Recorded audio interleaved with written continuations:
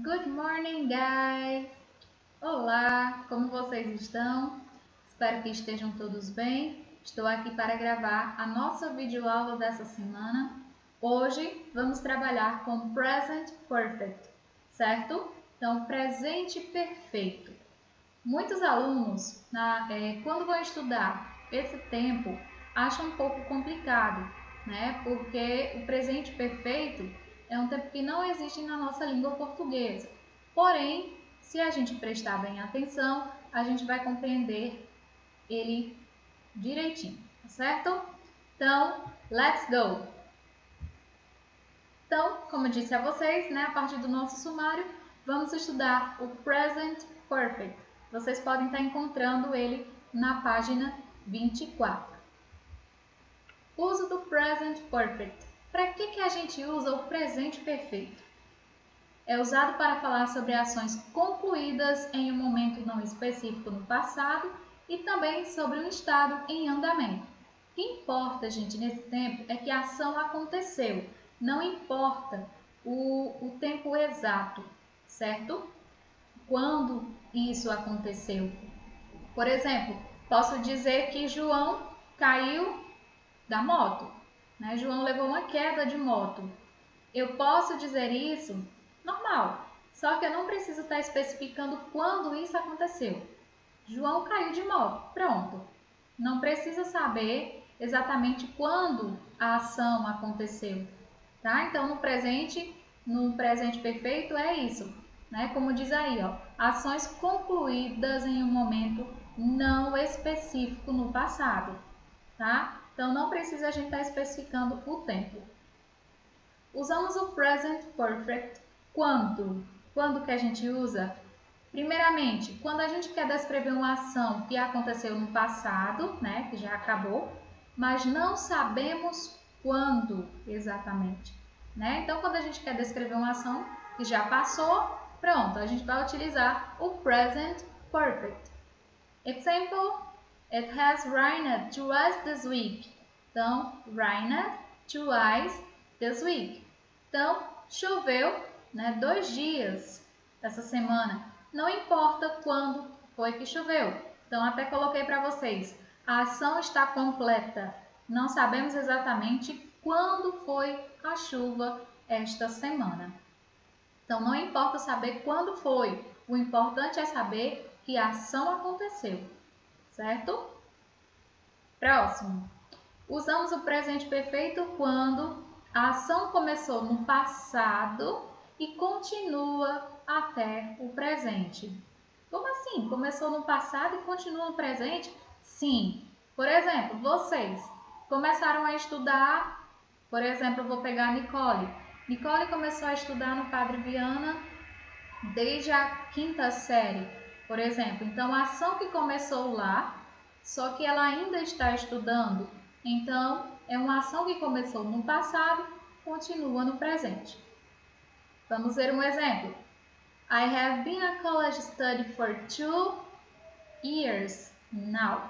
Gente, esse for e alguns outros adjetivos vou explicar para vocês nas próximas aulas que estão relacionados ao nosso presente perfeito, tá? Para dizer em relação à duração, para dizer em relação a desde quando isso aconteceu, tá bem? Então, ele disse, né, a pessoa ainda está estudando, né? Ou seja, a ação está em andamento. Nessa frase aí, né? Isso quer dizer que a pessoa ainda está estudando, não é isso? Então, está em andamento. Começou no passado e ainda continua no presente. More examples. Vamos ver aqui mais exemplos. Nós temos Pedro has done his homework. Pedro has done his homework. Então, a ação está completa. Não precisa saber quando ele fez, né? Está completa. Já a segunda frase. Cecilia has been a teacher since 1999. Então, a ação está em andamento. Eu estou dizendo que Cecília tem sido professor desde 1999. Então, desde aquele ano, ela é professora. Então, a ação começou no passado e quer dizer ainda que está em andamento, está em acontecendo. Ela ainda é professora, tá? Segunda frase, the rain has stopped. Ó, gente, o stop aí, ela tá com os dois pezinhos, tá? A gente vai ver futuramente aqui nas explicações por que está assim. Sempre que a gente for usar o present perfect, a gente vai ver algumas regras, né? Que sempre existem regras. Então, nessa frase aí, está indicando que a ação está completa, tá? E na última frase, Matt has had a God for 10 years. Então, for 10 years, por 10 anos. Então, aí é uma ação que está em andamento, certo? Como eu já destaquei para vocês aí, ó, o signs e o for estão em vermelho, né? Estão destacados. Isso indica que a ação ela está em andamento, está em acontecimento. Começou no passado, mas ainda acontece, está em andamento no presente, certo? Next. Para formar o present perfect, usamos o verbo have ou has. Vamos aqui relembrar quem são os pronomes aí pessoais que eu uso have, quem são os pronomes pessoais que eu uso has. Lembrando que a gente pode também estar usando de maneira abreviada, tá? Eu botei aqui para vocês não esquecer. Se vocês se depararem por aí, a gente trabalhando com o present perfect, isso daqui, ó, não é o be não, tá, gente? É o have, o has, o verbo has. Então, nós temos I have, you have, he, she e it. São as terceiras pessoas do singular. Sempre vai estar usando o has. We have, you have, they have. Então, as terceiras pessoas aqui, ó, né, plural e singular. Se você lembrar que as terceiras pessoas do singular eu vou usar o have, o has, então o restante dos pronomes vai ser tudo have, tá certo? Então, se você quer usar completa, fique à vontade, mas se você quiser usar também de maneira abreviada, tá aqui na lateral, tá certo? Coloquei para não haver dúvidas. Então, vamos ver agora a parte da estrutura do present perfect. Forma afirmativa, affirmative form. Na forma afirmativa, gente, para a gente construir uma frase desse tempo, nós vamos estar utilizando o sujeito plus have ou has plus particípio passado, certo? O past participle, certo? Então, sujeito, Júlia. O meu verbo que concorda com Júlia, porque Júlia é a terceira pessoa do singular, é o has. E o verbo no passado particípio, studied. Olha o edzinho aqui que eu vou já falar sobre ele, tá bem? Então, fica na forma afirmativa, Julia has studied a lot. Então, Júlia estudou muito. Então, frase afirmativa, Julia has studied a lot. Júlia estudou muito, certo? Na forma negativa, certo? Vamos agora acrescentar a partícula not logo após o meu verbozinho aí. Então, nós vamos ter sujeito mais plus have ou have plus not plus past participle, passado particípio. Então, fica Julia has not studied a lot. Ou Julia hasn't. Posso também escrever de forma abreviada. Se eu não quiser escrever has not, posso estar escrevendo hasn't, tá? Hasn't, tá certo? E na tradução, Julia não estudou muito, tá bem? Vamos ver agora na forma interrogativa, interrogative form. Para mim fazer a minha interrogativa, vou posicionar o meu verbo no início da frase, vou trocar ele de posição para o meu sujeito. Então, minha frase vai começar com have ou has plus sujeito, né, subject, plus past participle. Então, vai ser o verbo, dependendo aí do pronome, né, do pronome pessoal, você vai saber se usa have ou se usa has. Como eu estou dando o exemplo com Júlia, Júlia é a terceira pessoa, então uso has. Então, depois do verbo vai vir o sujeito e depois o passado particípio. Então, fica: Has Julia studied a lot? Então, Julia estudou muito? Tá bem, gente? Então, na forma interrogativa é só isso. Vamos relembrar. Na forma afirmativa, eu vou usar o sujeito e o verbo. E o passado particípio do meu verbo, não é isso?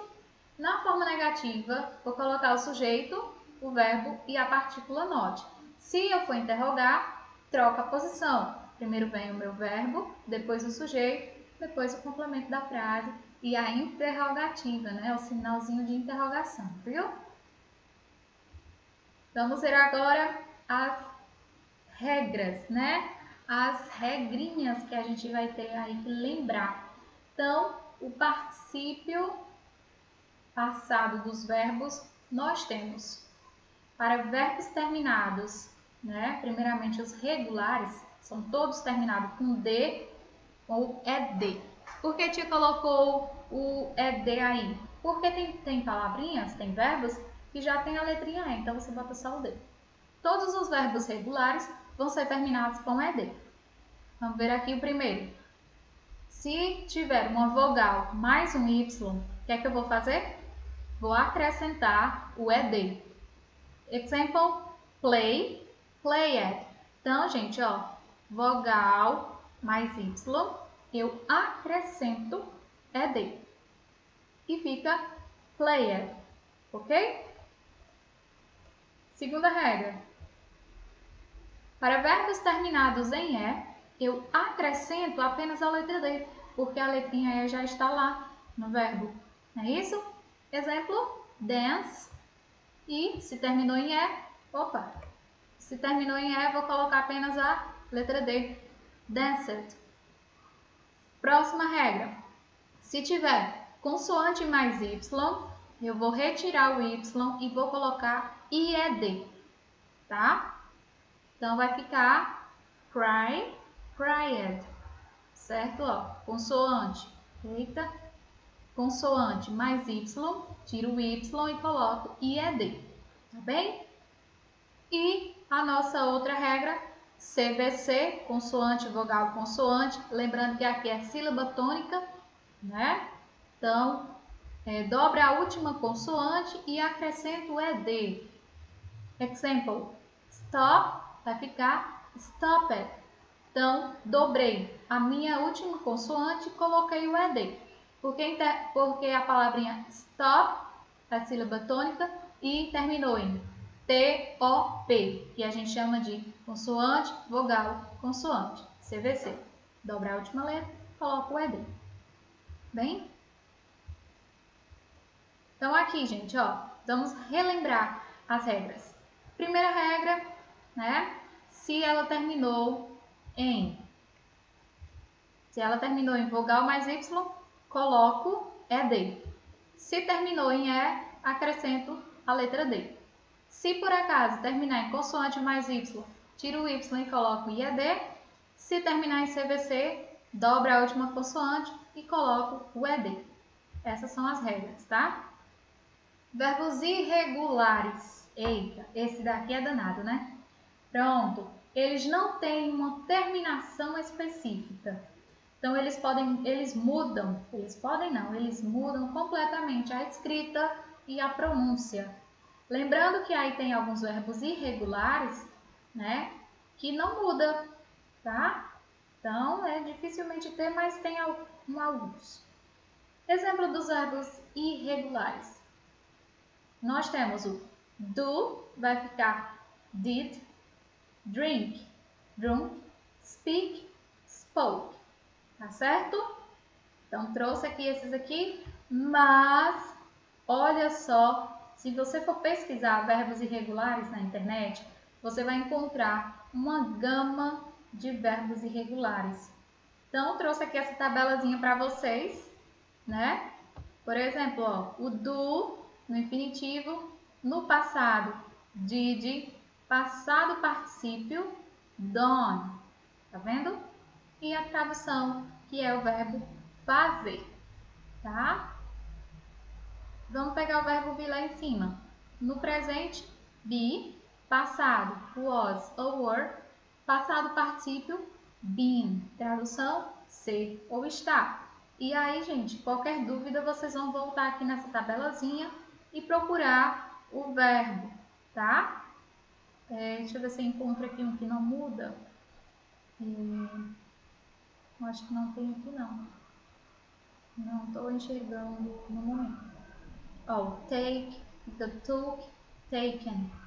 Tá, gente? Então, sempre qualquer coisa, volta na tabela, pesquisa o verbo para poder responder as atividades. Lembrando que o passado participa essa terceira parte aqui, ó, da tabela, tá? Então, let's practice. Vamos lá praticar, para ver se a gente conseguiu compreender esse assunto de hoje. Então, leia e complete com has ou have. Muito simples. O que eu vou fazer?